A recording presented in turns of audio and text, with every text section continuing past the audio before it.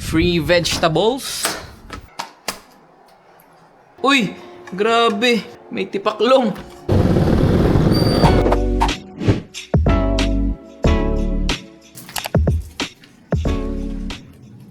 Dahil masyadong maaga na ngayon ang preparation, kuha na tayo ng papaya para bukas. Parang gusto ko kasi ng ginataang manok with papaya.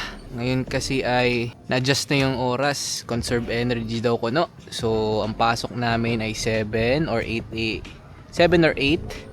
Tapos ang labas ay 6 PM or 7 PM. Kaya gabi na tayo. Dapat ngayon ako prepare nito or bukas ng umaga. Kaso aalanganin pag bukas pa tayo kumuha nito.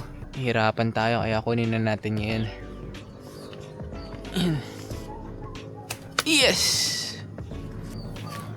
Ito na ang papaya natin. Sarap kasi may malunggay dito. And ang laki pati na nakuha natin. Dito muna siya. Pahingi pong malunggay. Malunggay na tayo. Sana tama itong nakuha ko. So ito na ang ating free vegetables para sa ginataang chicken and papaya. So naugasan natin ang malunggay. At atin naman itong hihimayin. Itong pinaka nakakaumay gawin dito. So nakaka 342 na tayo na malunggay leaves. Kailangan natin ng 2,702 pieces. Okay, tama na. Naka 2,372 pieces na tayo. Pag sumobra kasi hindi maganda sa katawan, sabi ni Doc Alvin. So inalisin natin tong chicken sa ref at prepare na muna natin itong ating papaya. Gasin natin.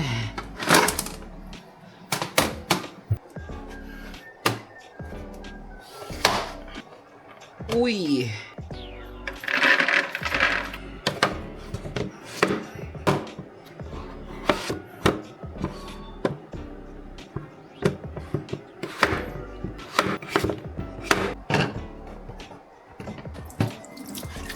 So, prepare na rin natin ang ating panggisa.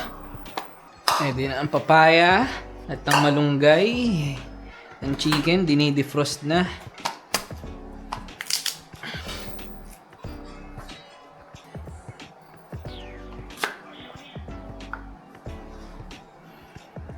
Itong luya. Galin natin yung mga gilid lang. Alam, matusok ah. Ayun na. So, hintayin na lang natin ma-defrost ang ating chicken. So, defrosted na ang ating chicken at tutulungan ako magsaing ng napakaganda kong misis. Ang pinakamaganda kong misis. Ay, so, whoops. So, dapat binablog mo rin yung pag-sign. Sige, game. Narration, voiceover. Ngayon, hahaluin natin ang bigas. Pagkatapos mahalo, isaboy mo sa asawa mo. Ang gawa mo. Uy, ano So, okay na ang ating chicken. Mukhang manageable na ang ating chicken. Pwede na siyang lutuin kahit may yellow pa yan. Pwede na yan. So, hiwalayin lang natin ang ating chicken para mas madali siyang kunin at magkasya dun sa mga lutuan natin.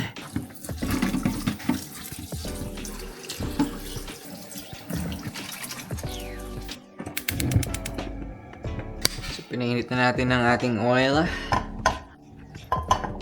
So, mabilisan lang. Lagyan na natin. Anong nauuna? Sibuyas, bawang, o luya? Sabay-sabay sila. Bilisan na natin ng aromatics. So, ilagay na rin agad natin tong mga chicken. Hindi natin patagalin. Pa-excited ng chicken natin. Skin side down. Ating chicken nor cubes. Lagyan na rin tayo ng paminta. Naghalo na yung pamintang buo ko tsaka pamintang durog. Bayain na siya. Nakalimutan ko kung nilalagyan natin ng toyo. Pero sige, lagyan na natin pampalasa. Konti lang.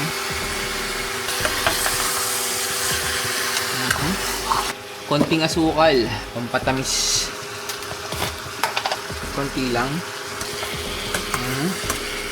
Okay na yan. So, lalagyan natin siya ng tubig. Galing Alaska. Hindi tayo prime water, galing pa yung Alaska. Tinunaw na yelo. Wala tayong fresh na gata. Kaya ang gagamitin natin ay ang pinaka-fresh na gata. Ito, may label of fresh gata. Naman. Coco Mama. Ay, naku naman. Ay, nako naman. Napagalitan pa ako. Nagtulo. Hindi ako may kasalanan yan. Cut muna guys. Pinapagalitan lang ako. So, ngayon ay isunod na natin ang papaya. Okay na. Natikman ko na. Yung lasa. Okay naman siya. Lagyan na natin ang papaya. At ilalagay na natin ang Coco ni Mama. Lagyan na natin. Wala lang tayo ngayong dahon ng sili. Pampasarap at pampalasa rin yun. So kapag gumuluto, tsaka natin ilagay yung konting suka para di agad masira at yung malunggay. It's malunggay time. Kulong-kulo na siya. At papakuluan pa rin naman natin bukas to kaya pwede pang hindi muna siya lutong-luto kasi init natin bukas ng umaga. Tikman muna natin. Taste test muna tayo kaibigan.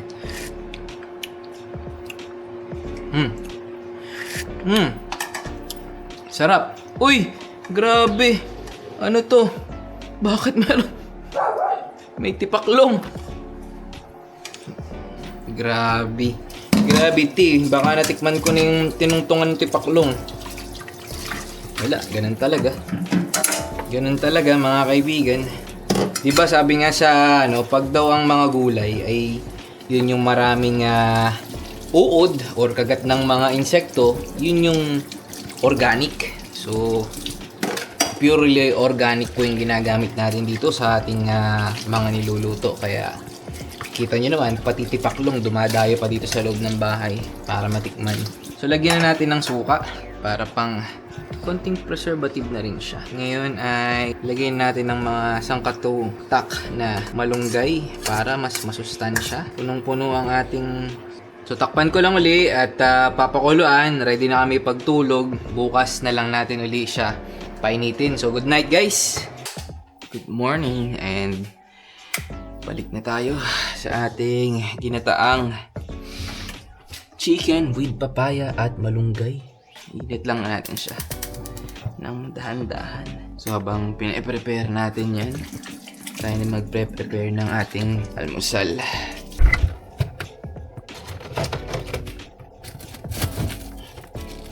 So, at itlog at tinapay. Talaga ang paborito nating lutuan ng itlog. Saktong-sakto lang yung size niya. Luhit lang tayo guys. Tandaan para buong buo ang itlog. Ang niluluto yan. Mag-toast na tayo ng tinapay.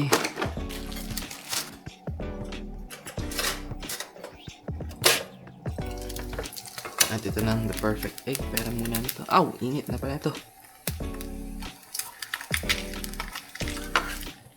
Di ba?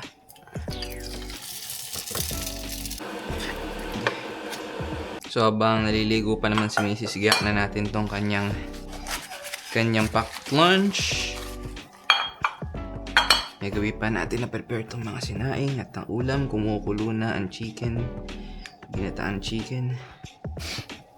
Kailangan lang natin ilagay sa plastic para hindi umalo sa kabilang partition ng lutoan niya.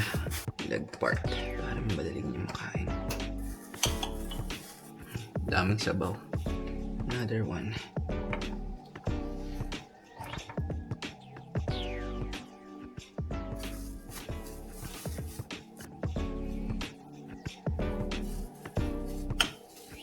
Hindi natin ng malunggay syempre.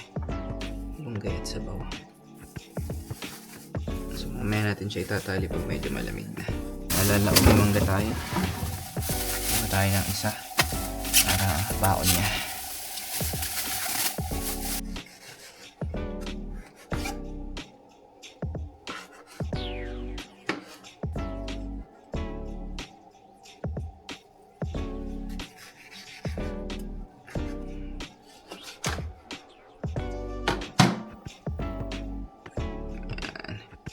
Ready na ang baon niya. At ang almusal.